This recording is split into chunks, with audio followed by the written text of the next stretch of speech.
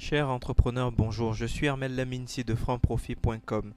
Bienvenue dans cette vidéo qui est la sixième d'une série de 10 vidéos dans lesquelles nous parlons de la structure type du business plan.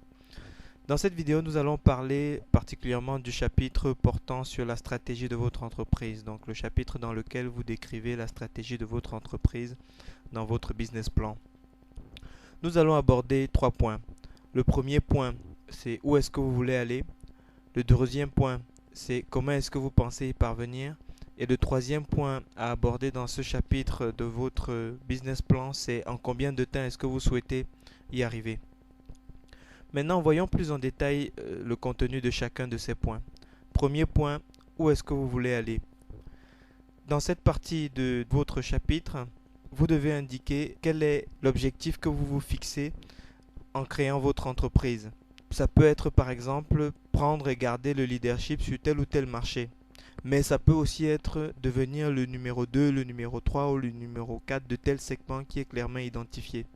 C'est important de savoir que l'objectif n'est pas nécessairement d'être le premier sur tel ou tel marché. Évidemment, c'est préférable. Et même d'un point de vue marketing, il sera meilleur pour vous que vous arriviez à définir une niche sur laquelle vous pouvez devenir le premier.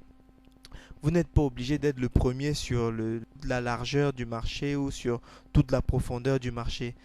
Ce qui est important, surtout dans une économie hautement compétitive, c'est d'identifier un segment précis et de s'imposer sur ce segment-là.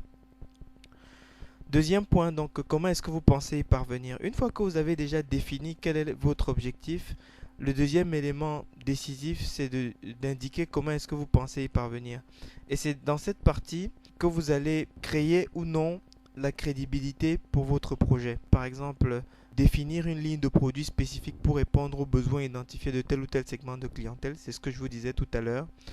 Un autre exemple, ça peut être de dire si je souhaite être le numéro 2 dans la distribution dans telle ou telle forme de restauration, le moyen que j'envisage d'utiliser peut être de développer un réseau de restaurants par le biais d'un mode de développement tel que la franchise par exemple.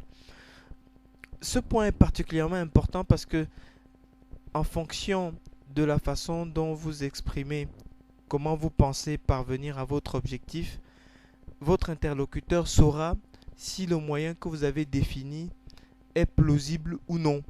Et de cette façon, votre projet gagnera ou perdra en crédibilité. C'est pourquoi c'est important d'être extrêmement concis et précis à ce niveau. Passons au troisième point à aborder dans ce chapitre de votre business plan. Il s'agit du temps. En combien de temps est-ce que vous pensez atteindre cet objectif? Dans ce paragraphe, il faut aborder notamment l'échéance de l'objectif stratégique que vous êtes fixé. Si vous avez décidé que vous souhaitez être le numéro 1 ou le numéro 2 de tel ou tel segment de marché ou de tel ou tel autre marché, en combien de temps est-ce que vous pensez y parvenir? Deuxièmement, il faut également mentionner quelles sont les étapes intermédiaires dans votre projet, c'est-à-dire que vous avez défini dans le premier point où est-ce que vous voulez aller, qui est la destination finale, mais avant d'arriver à cette destination finale, il y a des étapes intermédiaires. C'est un peu comme si vous entreprenez un voyage, vous avez une destination finale, mais vous avez peut-être des étapes intermédiaires où vous vous arrêtez. Et donc, il s'agit ici de préciser les étapes intermédiaires de votre objectif final et surtout de mettre les délais. C'est important de faire ce travail parce que ça permet de définir une fois de plus quel est votre niveau de sérieux dans votre projet. Donc, quand vous fixez vos objectifs, assurez-vous de vous fixer des objectifs dits SMART. Alors, SMART est un acronyme qui regroupe les 5 caractéristiques d'un bon objectif. Alors, S pour spécifique, donc il faut que votre objectif soit spécifique, qu'il soit très précis. Deuxièmement, M, c'est mesurable.